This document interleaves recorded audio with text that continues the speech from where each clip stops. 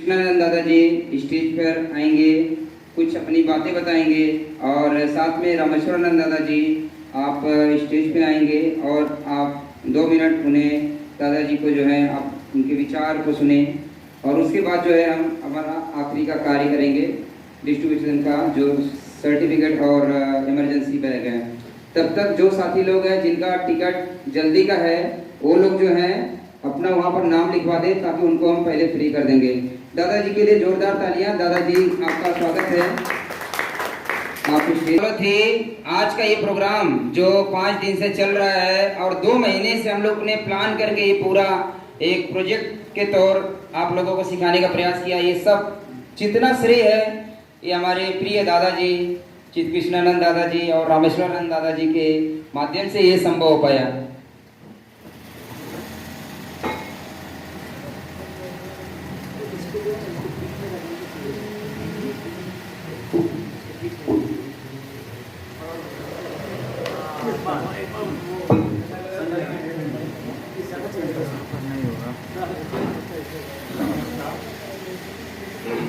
आशा करता हूँ आप सब लोगों ने 5 दिन में काफ़ी ज्ञान अर्जन कर लिया। जिस पर्पस के लिए आप लोग यहाँ आए वो काम पर्पस सार्थक हुआ, ऐसा मैं आशा करता हूँ। तो आनंद मार्ग स्कूल ऑफ हेल्थ ने कार्यक्रम को आयोजित किया। आयोजक कौन है? आनंद मार्ग स्कूल ऑफ हेल्थ। तो आनंद मार्ग एक आध्यात्मिक पथ है, जीवन का वे ऑफ लिविंग है, वे ऑफ ह्यूमन लिविंग।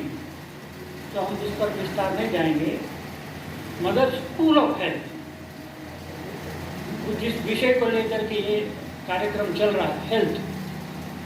तो मैंने उद्घाटन समय में जो शब्द सुनाया था, हेल्थ और डिसीज, और इस उपलक्ष्य में medicine, health, disease, medicine. Disease को समझें, हेल्थ को समझें और मेडिसिन को समझें, यही समझने के लिए ये कार्यक्रम है। तो यदि डिसीज को नहीं समझा, हेल्थ को नहीं समझा, तो मेडिसिन को क्या समझेंगे?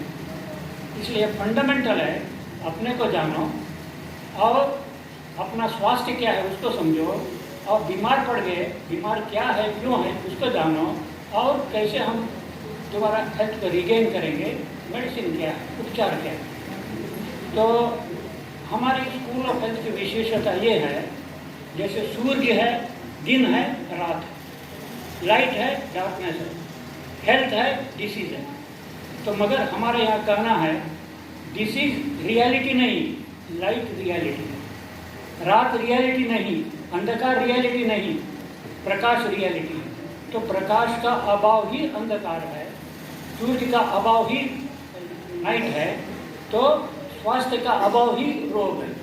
तो छाया अपने में एंटिटी नहीं है, जहाँ जहाँ सूर्य आ रहा है, प्रकाश आ रहा है और प्रकाश जाता, मगर कोई बीच में आ गया तो क्या मिलेगा? शैडो, शैडो मिलेगा। तो ये जो आप सिम्टम दिखा रहे हैं डिसीज का, वो शैडो है। तो आपका स्वास्थ्य को फ्लो में कोई चीज़ रुकावट कर रहा है, ये रुकावट क्या है? यही डिसीज का रूट है। बाकी जो सिम्टम है ये इसके छाया है रोग का। और रोग कहाँ है? कुछ अड़ा हुआ है, प्रकाश को पार करने में रोकता है, हेल्थ को फ्लो को मेंटेन करने में रोकता है, रुकावट ही रूट ऑफ द डिसीज, और सिम्टम उसकी छाया है, रिफ्लेक्शन। तो जो भी हो, तो हमारा स्कूल ऑफ हेल्थ का उद्देश्य कैसे हम स्वास्थ्य को उन्नत करें। यदि स्वास्थ्य गिर गया और रोग रूप में प्रकट हुआ तो गिरा हुआ स्वास्थ्य ही रोग है, और स्वास्थ्य को उठाएंगे रोग अपने आप निवारण हो जाएगा। इस सिद्धांत पर हमारा स्कूल ऑफ हेल्थ है। तो हम रोग निवारण के लिए, चिकित्सा को आगे लाने के लिए हमारा स्कूल ऑफ हेल्थ नहीं, स्वास्थ्य को बढ़ाने के लिए।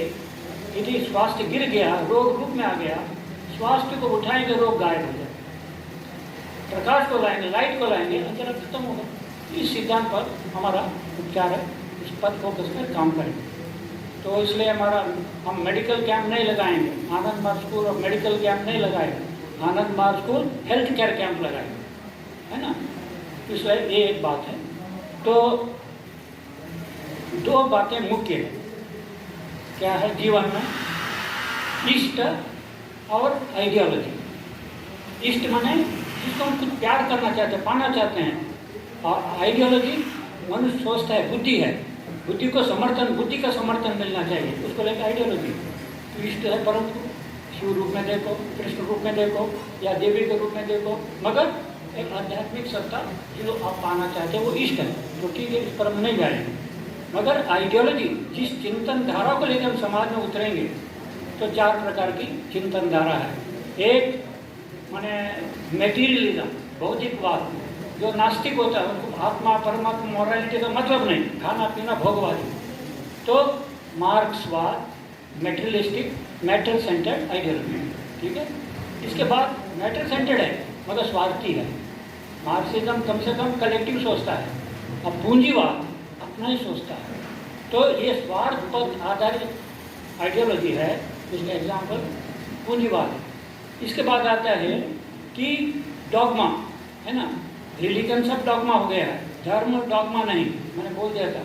मगर धर्म को लेकर जो मतवाद आ गया, कोई ना कोई डॉगमा पकड़ के है। इसलिए जितने डॉगमा हैं, रिलीजन्स हैं, डॉगमा को पकड़ कर, ईश्वर के पीछे न इस्लाम है, न ईश्वर के पीछे क्रिश्चियनिटी है, न ईश्वर के पीछे हिंदू है। जो मतवादी हैं वो ईश्वर के पीछे नहीं, अपना अपना मत को लेके हैं, मगर परम पुरुष एक ही है, तो झगड़ा है। तो वो तो धर्म है, वही सनातन धर्म है। तो हम ये कह रहे हैं कि जो डॉगमा चिंतन लेकर के एक रिलीजियस धारा चल रही है, मगर गॉड सेंटर्ड चिंतन धारा जो कि आनंद मार्ग है। तो आनंद मार्ग मैटर सेंटर नहीं, पूंजीवादी स्वार्थ सेंटर नहीं, डॉगमा सेंटर रिलीजियस बात नहीं, मगर परम पुरुष को लेकर गॉड सेंटर्ड होकर चिंतन धारा, जिस चिंतन धारा में हम समाज कैसे बने इत्यादि सोचते हैं। तो एक बात उठती है, हाँ, भारत माता की जय, गौ माता की जय, हम इसको मानते हैं। हरेर पिता गौरी माता स्वदेशे भुवनत्रयम, है ना, 3 लोक हैं, 3 भुवन हैं, भौतिक मानसिक आध्यात्मिक, तीनों भुवन में ये हमारा स्वदेश है, इसमें हम विचरण करेंगे। इसलिए ये चिंतन धारा शिव के टाइम से चलती आए, वसुदैव कुटुंबकम का, जिसमें वसुदैव कुटुंबक में पिता कौन है? हरेर पिता। माँ कौन है? गौरी माता। भारत माता भी नहीं, गौ माता भी नहीं, वो तो एक अलग चिंतन धारा के बोल रहे हैं, मगर हमारे माता कौन है? गौरी माता, है ना, वो जो सबकी माँ है वो है। और हमारे भुवन का, हमारा देश कौन सा है? स्वदेश है, भुवनत्रय।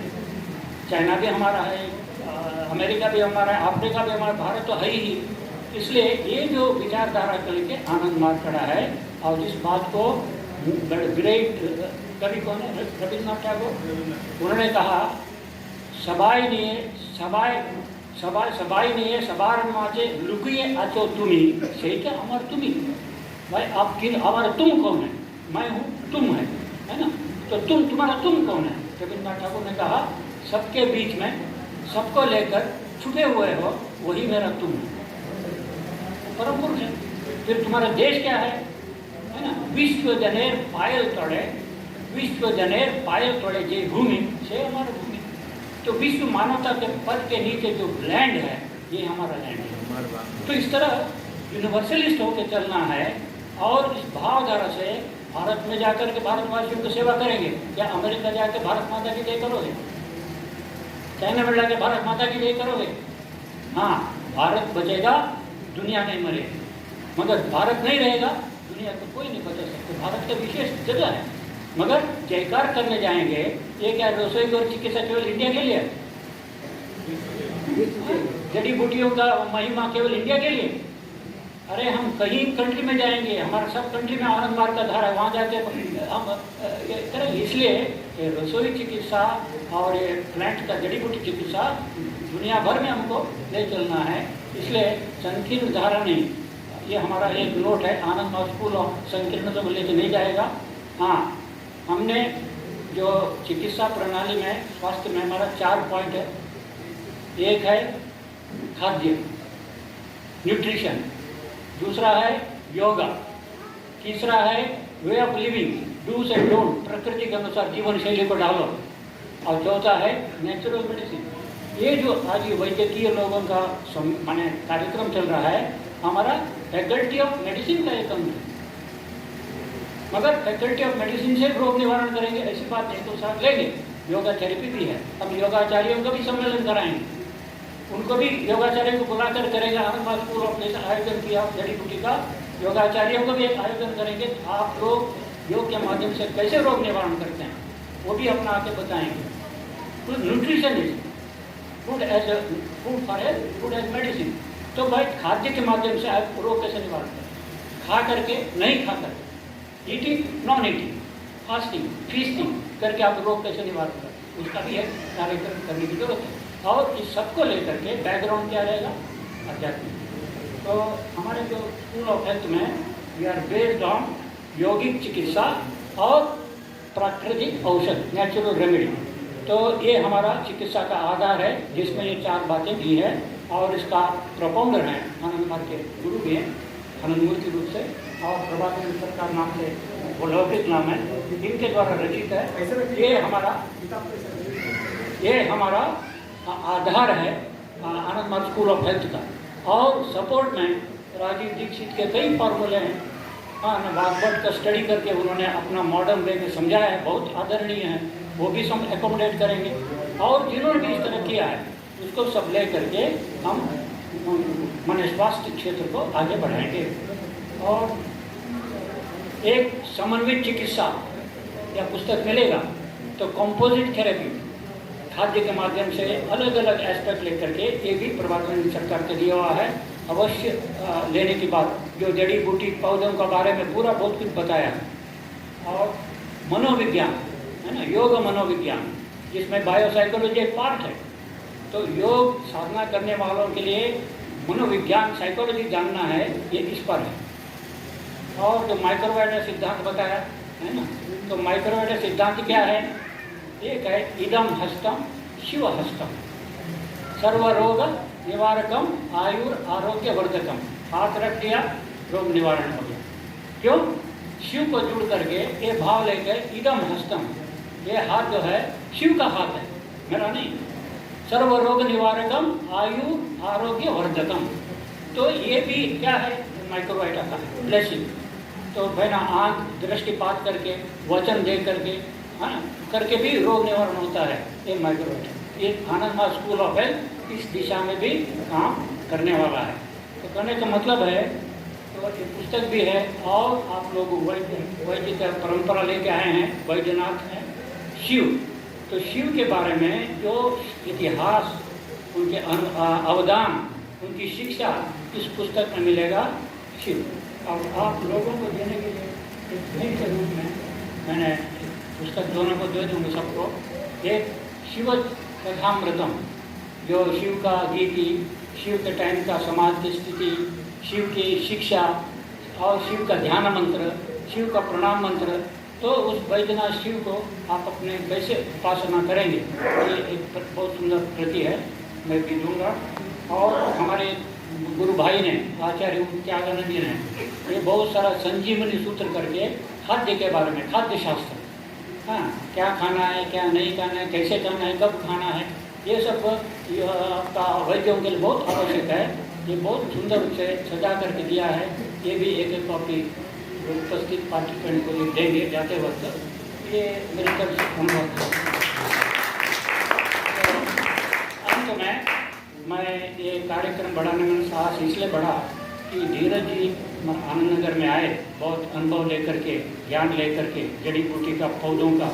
और जब इनके संपर्क में आ गया, भाई यंग मैन है, हमारे दाढ़ी को पकड़े ही है, हाँ, ये तो यंग मैन है, इनका फ्यूचर बहुत है, तो इनको लेके आगे बढ़ाएंगे तो बहुत काम होगा।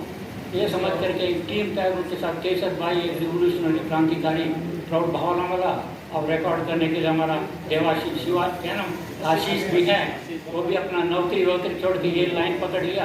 तो यंगस्टर का एक टीम जो सामने आ रहा है, मैं सोचा भविष्य बहुत उज्ज्वल है। इसलिए इनको प्रमोट करने के लिए मैं कार्यक्रम बना रहा हूँ फील्ड में करके। इनके कारण ही आज ये कार्यक्रम करने में मुझे साहस उठा। और द्वितीयतः ये कार्यक्रम करने के गार्डियन चाहिए, है ना। तो हमारा एंड फाउंडेशन के दादाजी हैं आचार्य चित्त कृष्णानंद देवरू, साइलेंट पर्सन है। तो इसको उनका सहयोग के कारण ही मैं भी आगे बढ़ पाया हूँ और मैं इन लोगों का कार्यक्रम कर पाया हूँ। ये कार्यक्रम करने में भी सबसे बड़ा महत्वपूर्ण योगदान नैतिक रूप में, आर्थिक रूप में और हर प्रदर के रूप में इन्होंने जो दिया, इसके कारण ये कार्यक्रम आयोजित हुआ है।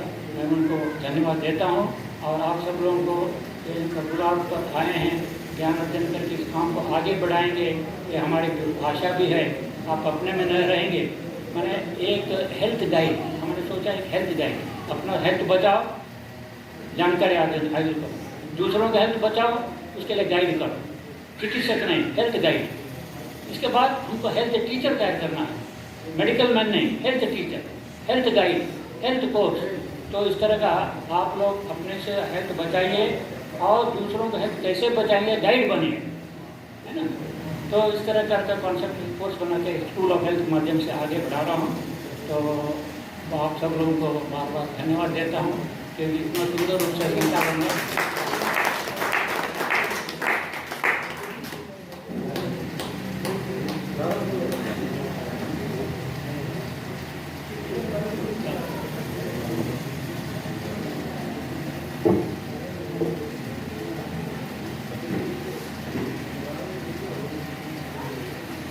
Namaskar.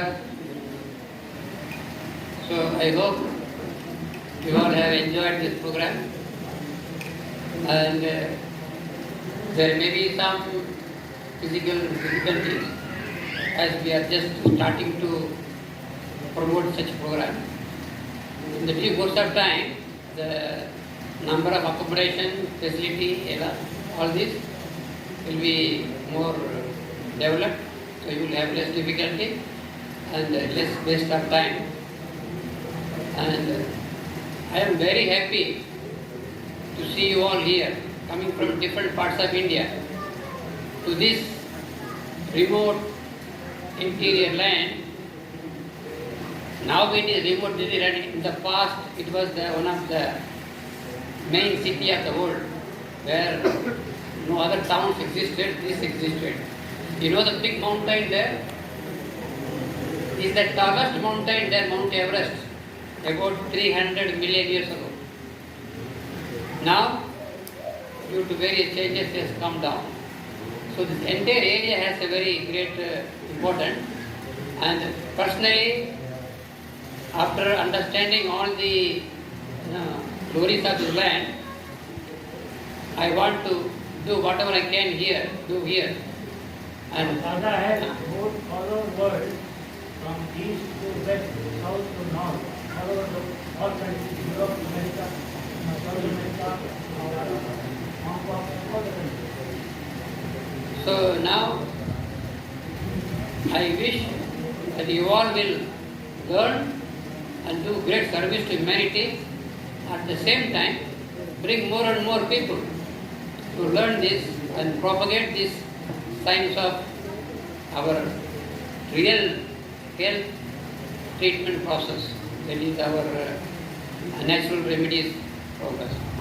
So I am dreaming that now we are about 50 here, but in the future I wish one day we will be 5,000 here, and such a facility should be available, and more people should be benefited, and such a wonderful teacher you have, our Aryaji. I am really very impressed by him. Looks very short, very simple, but immense dedication. I mean, so much dedication, I was so surprised. In this age, he has come with, the main thing is the heart for service. There is so much dominating in his personality. That I was impressed. And that is what inspired me, and of course Dada's inspiration, that I must do something. Spirit, and today our last day, so you all can move ahead wherever you go. In any situation, try to do maximum for the health benefit of the human beings all over the world. So thank you very much.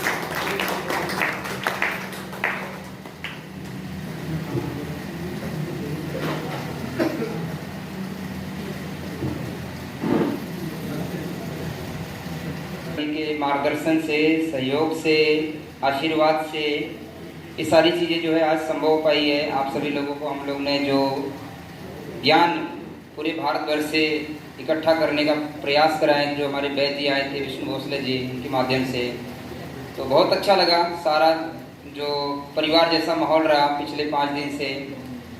मैं केसर भाई को, केसर कलब्रिज जी हैं हमारे proud के बारे में जो बातें बोले थे शोषण के ऊपर, तो उनका कंक्लूजन एक छोटा सा रह गया है, तो उसके ऊपर जो है उनका 5 मिनट के लिए चर्चा करेंगे। उसके बाद जो है मैं बाकी के साथी बोलना चाहूँगा कि अपना सारा सामान जो है यहाँ पर लेकर जाएं, हमें जल्दी से जल्द सर्टिफिकेट डिस्ट्रीब्यूट करना है।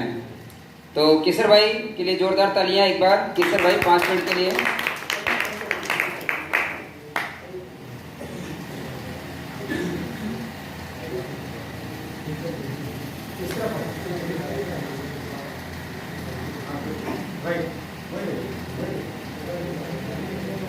परमपिता बाबा को नमस्कार, सभी आचार्यगण को नमस्कार और सभी उपस्थित गण को नमस्कार। हम लोग कल परसों बात किए काफ़ी चीज़ों के बारे में। तो एक चीज़ है जो आप लोग वैद्य हैं, हम लोग वैद्य हैं, तो ये जानना हम लोग को जरूरी है केवल। अभी एलोपैथी से ध्यान दिए होंगे कि जो भी अल्टरनेटिव मेडिसिन वाले हैं, बाकी वाले जो लोग हैं या जो भी जिनका भी शोषण होता है उनको नफरत हो जाता है। लेकिन ये नफरत होता क्यों है? एलोपैथी है, होम्योपैथी है, रसोईपैथी है और बहुत सारी पैथियां हैं, बहुत सारे इलाज करने के तरीके हैं। लेकिन एक शोषण पैथी है। शोषण पैथी क्या है? किसी भी चीज को शोषण पैथी में शामिल किया जा सकता है। एलोपैथी शोषण पैथी में नहीं था, उन्होंने इसको शामिल किया। आयुर्वेद में जो जितनी भी सर्जरी है आयुर्वेद की देन है, लेकिन आज वो शामिल है शोषण पैथी में।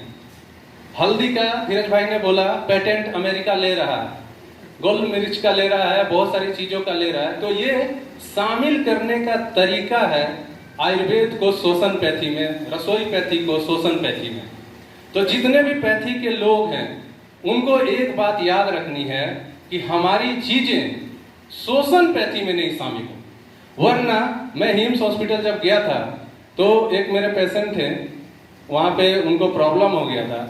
तो वहां जो डॉक्टर थे, मैंने बोला था कि ये जो पैथी है कुछ दिन में एलोपैथी से ज्यादा शोषण करेगी। तो कोई भी पैथी, कोई भी इलाज का तरीका वह शोषण करने में शामिल हो सकती है।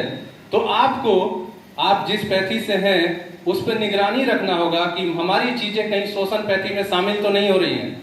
अगर आप निगरानी नहीं रखेंगे तो आपकी महत्वपूर्ण चीजें शोषण के लिए वो लोग प्रयोग करेंगे।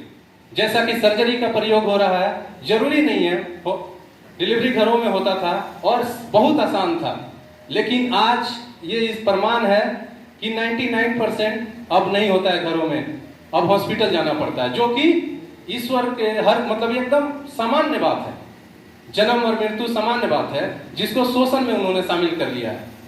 तो आप लोग अब रसोई पैथी को जान रहे हैं, तो रसोई पैथी की बहुत सारी चीजें शोषण पैथी में शामिल होने वाली हैं। जैसे प्लेटलेट्स बढ़ाने के लिए हम लोग पपीते का जूस देते थे, अब उन्होंने पपीते का कैप्सूल लेकर के आए हैं। तो एलोपैथी का कोई दोष नहीं है, होम्योपैथी का कोई दोष नहीं है, किसी भी पैथी का कोई दोष नहीं है। जो व्यक्ति इन चीजों से शोषण करना चाहते हैं उन व्यक्तियों से हमें मुक्ति की जरूरत है, किसी पैथी से मुक्ति की जरूरत नहीं है। क्योंकि एलोपैथी में भी अल्टरनेटिव जो भी है, जैसे कि उसमें भी जेनरिक मेडिसिन है, लेकिन 2 रुपया का मेडिसिन कोई डॉक्टर लिखता है? नहीं लिखेगा। तो आपको एलोपैथी से नफरत नहीं होनी चाहिए, किसी भी पैथी से नफरत नहीं होनी चाहिए, आपको शोषण पैथी से नफरत होनी चाहिए। यही बोल करके मैं बोलना चाहता था। धीरज भाई को बहुत बहुत धन्यवाद, दादाजी लोग को बहुत बहुत धन्यवाद, नमस्कार। केसर भाई का बहुत बहुत धन्यवाद। केसर भाई ने शोषण पैथी एक नया नाम दे दिया।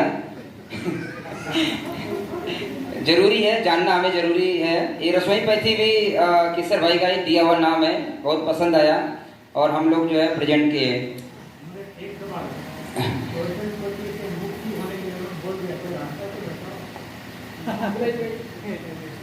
कोई नहीं चाहता शोषण के होने थे, मगर रास्ता होता क्यों है? यह होता इसलिए है कि जो सबसे बड़ा चीज है उनके पास संस्थाएं हैं, उनके पास पेटेंट के तरीके हैं और दिमाग को मैनिपुलेट करने के तरीके हैं, जिसको आप मान लेते हैं। अगर आप WHO को मान लिए तो सबसे बड़ा संस्था हो गया। तो आप देखिए कि शोषण करने वाला व्यक्ति कुछ भी प्रेजेंट करे आपके सामने, सबसे पहला बात आपको सवाल करना है कि क्या मुझे ये मानना जरूरी है। अगर आप मान लेंगे तो आप शोषण के शिकार होंगे। आप विरोध नहीं करेंगे तो आप शोषण के शिकार होंगे। तो आपको मानने से पहले अपने दिमाग से पूछना है अब कि मैं मानने लायक ये बात है या नहीं है। अगर मानने लायक नहीं है तो विरोध करना है। अगर विरोध नहीं करेंगे तो जैसे कि जॉनसन कंपनी के जो मालिक हैं, उन्होंने बोला है कि धरती पे जितना भी पानी है ना, उसका हमको अधिकार दे दीजिए और सरकार को हम मनमाना टैक्स देंगे।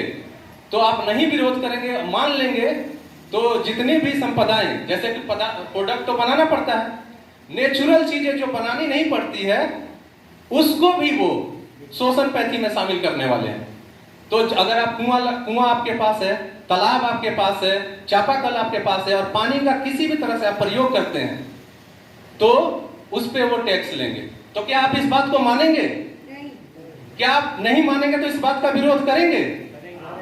तो जब नहीं मानेंगे और बात का विरोध करेंगे तो ही बच सकेंगे, क्योंकि आप एक बुद्धिजीवी जीव हैं और बुद्धिजीवी जीव का सबसे बड़ा यही है बात कि वो प्रश्न करता है, वो सवाल पूछता है। अगर आप सवाल नहीं पूछेंगे तो गुलाम आज भी हैं, और सवाल पूछेंगे तो भी आप राजा की तरह जिएंगे। जैसे कि भारत जब गुलाम था तो उस समय सुभाष चंद्र बोस आजाद थे। सुभाष चंद्र बोस आजाद थे, जितने क्रांतिकारी थे सारे आजाद थे, लेकिन देश के लोग गुलाम थे।